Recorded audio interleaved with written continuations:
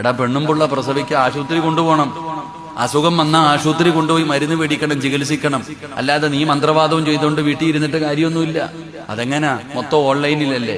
Online പൂജ നടത്തുന്ന കാലമല്ലേ? അള്ളാഹു കാത്തിരക്ഷിക്കുമാറാകട്ടെ. എല്ലാ പെണ്ണുങ്ങളും ഇപ്പൊ അങ്ങനെ തന്നെ, എല്ലാം ഓൺലൈനിൽ ഇരിക്കുക. പണ്ട് ഒരു വെള്ളം ഓതണമെങ്കിൽ ഉസ്താദിന്റെ അടുത്ത് വന്നിട്ട് പറയും, ഉസ്താദെ ഒരു ഗ്ലാസ് വെള്ളം ഓതിത്താ ഉസ്താദെ, പനിയാ ഉസ്താദെ, ഇല്ലേ?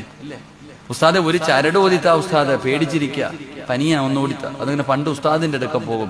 ഇപ്പൊ താത്ത തന്നെ ഓതി കിട്ടുന്ന കാലമാ, ഉസ്താദിന്റെ ആവശ്യമൊന്നുമില്ല. ഞാനൊരാൾക്ക് ഒരാളെ കാണാൻ വേണ്ടി വീട്ടിൽ പോയപ്പോ അയൽവാസി ഓടി വന്നിട്ട് പറയുന്നു, എന്റെ ആട് ഇന്നലെ മുതൽ ഒന്നും കഴിക്കുന്നില്ല, ആ വെള്ളം ഇങ്ങ് തരാൻ. അകത്ത് പോയിട്ട് ഒരു പാത്രം വെള്ളം എടുത്തു കൊടുത്തു. ആ താത്ത അതും കൊണ്ട് അങ്ങ് പോയി. എനിക്കൊന്നും മനസ്സിലായില്ല. ഞാൻ പതുക്കെ അടുത്ത് നിന്ന് ആളോട് ചോദിച്ചു, എന്താ സംഭവം എന്ന്. അത് ഉമ്മ രാവിലെ ഓൺലൈനിൽ ദിക്ർ പറഞ്ഞിട്ട് ഓതി വെച്ച വെള്ളവാ. അള്ളാഹു കാത്തിരക്ഷിക്കുമാറാകട്ടെ. ആ ഉമ്മ രാവിലെ ഓൺലൈനിൽ ഏതോ ഉസ്താദും തങ്ങളോ ആരോ വന്ന് തുടങ്ങി ഇരുന്നിട്ട് ഊതിയ വെള്ളവാ. അള്ളാഹു കാത്തിരക്ഷിക്കുമാറാകട്ടെ. എവിടെ എത്തി സമുദായം? അള്ളാഹു ഉമ്മത്തിനെ കാത്തിരക്ഷിക്കുമാറാകട്ടെ. ഇവിടെ ബുദ്ധി വേണം സഹോദരിമാരെ.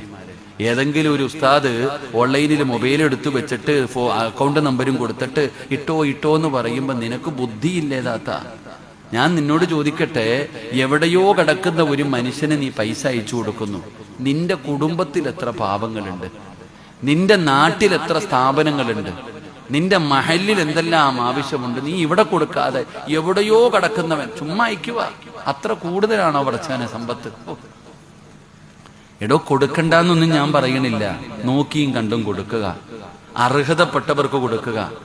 ഓൺലൈൻ പരിപാടിയൊക്കെ നിർത്തുതാത്ത, എന്നിട്ട് ജീവിക്കാൻ പഠിക്ക്. ഒന്നാമത് പോട്ടെ, അള്ളാഹു കാത്തിരക്ഷിക്കുമാറാകട്ടെ. അത് എന്റെ പ്രസംഗമാണെങ്കിലും കേൾക്കരുതെന്നാ ഞാൻ. എന്തിനാ ഈ ഓൺലൈനിൽ ഇരുന്ന് കേൾക്കണേ? ഞാൻ കേട്ടിട്ട് എന്ത് പുണ്യം കിട്ടാനാ? ഓൺലൈനിൽ ഇരുന്ന് നിന്റെയൊക്കെ ഇഖ്ലാസ് നഷ്ടപ്പെട്ടു പോയത് അവിടെയല്ലേ? ഇപ്പൊ നോക്കിക്കേ, ഫർദ ഇട്ടിട്ടുണ്ട്, തലയിൽ തുണി ഇട്ടിട്ടുണ്ട്, അദബും മര്യാദയോടുകൂടി നീ ഇരുന്ന് വഴുത് കേൾക്കുന്നു.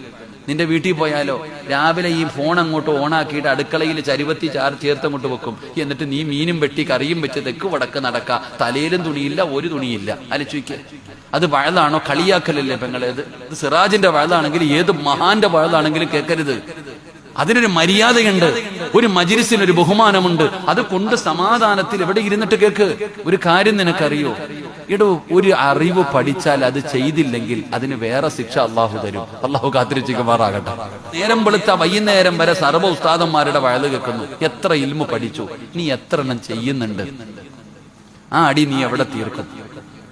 അതുകൊണ്ട് എന്റെ പൊന്നാരെ സാത്താന്മാരെ, എന്റെ ആണെങ്കിലും കേൾക്കരുത്. ഞാൻ അതാ പറയുന്നത്, അതിനൊരു അദബും മര്യാദയുണ്ട്. അതോടുകൂടി കേൾക്കണം. അള്ളാഹു നമുക്ക് ഈമാൻ തരുമാറാകട്ടെ.